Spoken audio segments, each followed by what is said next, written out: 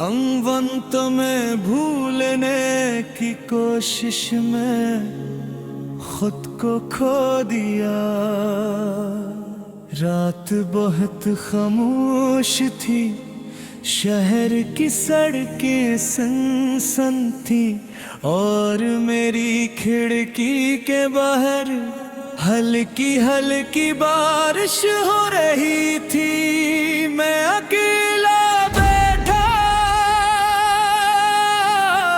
तुम्हारी पुरानी तस्वीर देख रहा था। कितना अजीब है ना, तस्वीर वही है, चेहरा वही है, मुस्कुराहट वही है, मगर वो इंसान आज मेरी जिंदगी में नहीं है। मैंने बहुत कोशिश की कि तुम्हें भूल जाऊं, मगर हर बार तुम्हारी याद मुझसे पहले जाग जाती को। मैंने खुद से कहा अब से भूल जा। जिसे दिल ने अपना मान लिया हो उसे भुलाना इतना आसान नहीं होता।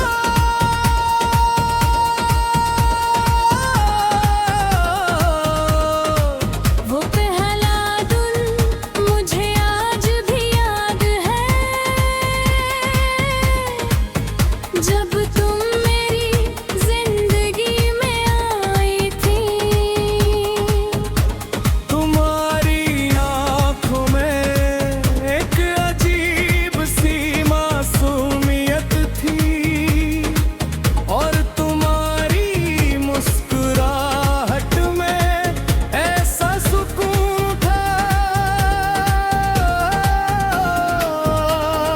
जैसे बरसों की थकन एक लम्हे में खत्म हो जाए।